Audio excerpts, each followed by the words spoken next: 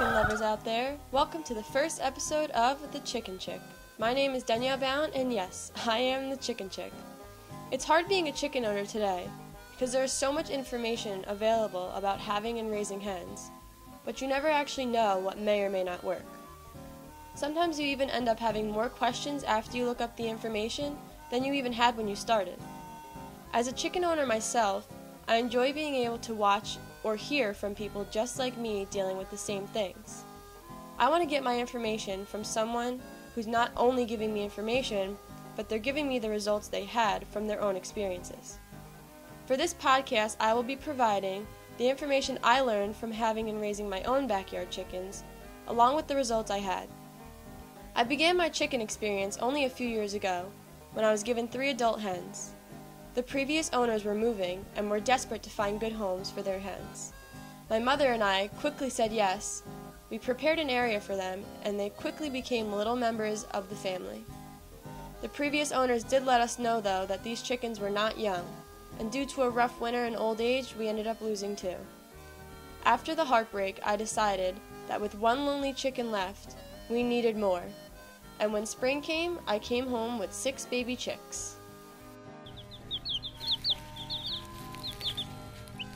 Today, I am going to start from the beginning with the 6 baby hens and my personal experience I had raising them.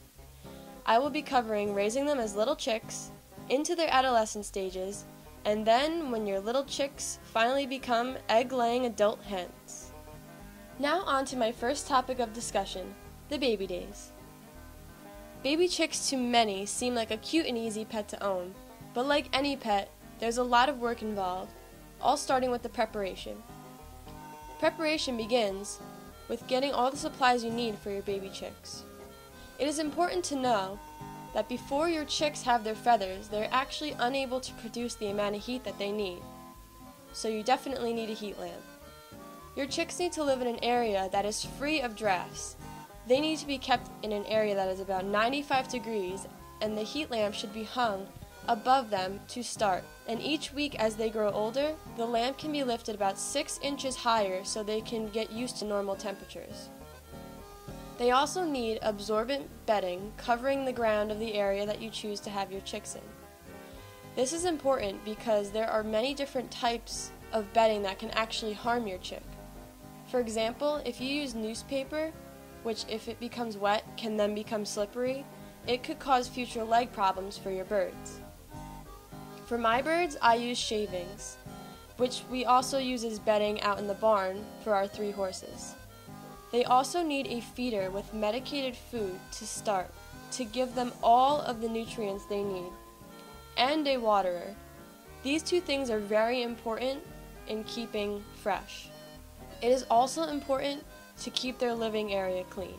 This is something that can help to avoid odor and any other problems with your birds by keeping the area sanitary. The next step is bringing home your chicks and deciding where your babies will stay when you first bring them home, because at this point they are not ready to go outside. Like I said before, they will not be ready to go outside until they are fully feathered. At my house, when we brought the baby chicks home, we started to move them from their cage and then made the decision that the best place for them would be the bathtub.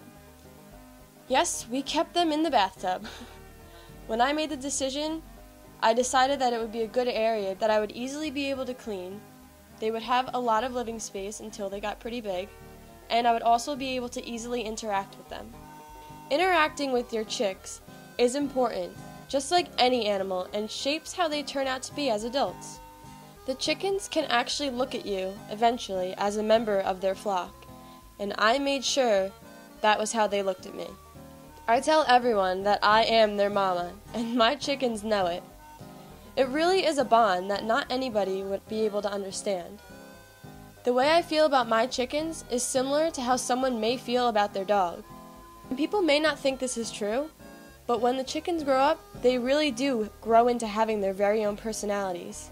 Baby chicks are also very curious little birds, so it's important to put fun and safe toys in their living area. This is something I had a lot of fun with. I had lots of little toys for my chicks to play with. I had little sticks and spoons that they loved playing around with, and I would also bring in hay from the barn and they loved kicking around in the hay. My chickens also really liked chasing after lasers, almost like cats do, and it's hilarious. Once my hens started getting a little bit bigger, I placed a small little shelf a couple of inches off the ground so they can jump and sit on it as if they were roosting. I also put more sticks above the ground all around the bathtub area. This was something that could actually help them learn how to roost. And I actually helped them learn how to roost by placing them on these sticks. After only a few days, they were all sleeping on the sticks at night, which is what they do as adults. Inside of their future coop, this is how they will be sleeping. These birds were learning to be adults just as fast as they were growing feathers. And within a few weeks of getting my baby chickens, they quickly began growing feathers and reaching the point of adolescence. This leading into my second point. Their adolescent stages for your chickens, in my eyes, is when they're almost fully covered in feathers. This stage to me was hilarious because it was almost like the awkward teenage stages. For my chickens, at this point they were still not outside yet, since it was just the beginning of May. The weather at this time was still getting warmer, but not enough for them to be staying outside. I would take them outside each day and have them in a large caged area and then bring them in at night. The weather quickly began getting warmer, and by the beginning of June, this was the first time we kept the hens out for the night.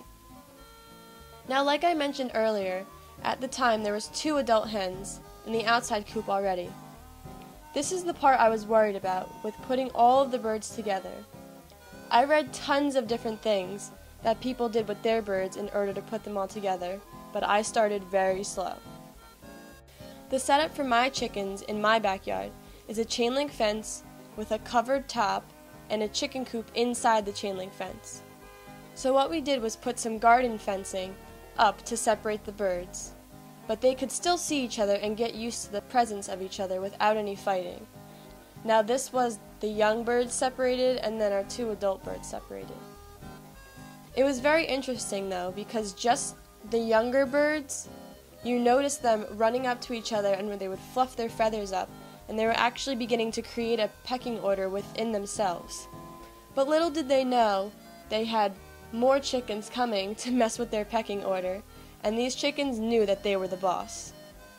When we finally put all the birds together, that's when the real pecking order was made, and that adult chicken, Maribel, knew she was the boss.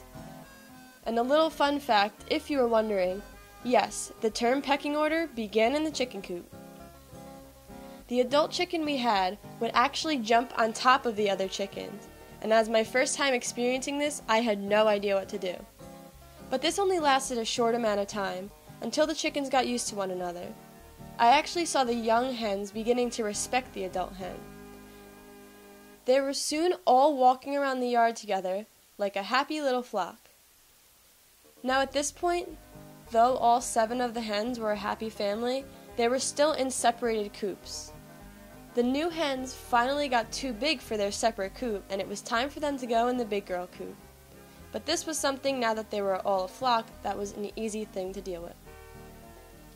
Now once the hens were at this point, the next step was waiting for them to finally lay eggs. This leading into my third topic of discussion, the chickens finally reaching adulthood. Now the toughest part for me was waiting for my hens to finally lay their eggs and for them to start making big girl sounds and stop chirping like the little babies they once were. I felt like it took such a long time for my chickens to grow out of their baby chirps. This actually surprised me. They were fully feathered birds, but they still sounded like babies. The chirping is something that I was excited to hear the change of, but then it happened so quick and you didn't even realize it. Then at that point, that's when you miss it. They really do grow up so fast. Now my favorite and proudest moment was 21 weeks after getting our chicks. They were fully feathered and beginning to lay their first eggs.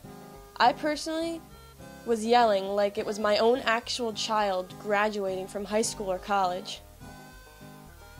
Your hens will now at this point lay about 5 to 6 eggs a week.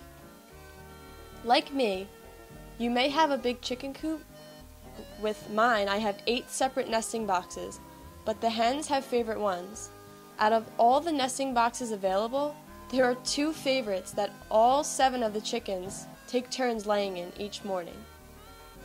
Today we discussed the raising of your hens as chicks into their adolescent stages until they become adult egg-laying hens. It is always nice to be able to hear more than one opinion about taking care of your hens. I know that's how I was. There's nothing better than being able to not only hear an opinion, but also to hear the outcome, so you can get a better idea of what to do yourself. Every bird and situation is different, but the best way to learn is from others who were once on the same path as you were. For the next episode, I will be discussing one of the most stressful experiences I had with my chickens, surviving the winter with your hens. In future episodes, I will also answer any questions my listeners have through my Chicken Chick Twitter account or in my upcoming episodes. All you have to do is tag or hashtag the Chicken Chick, and I will be sure to answer your questions to the best of my ability or lead you to someone who can.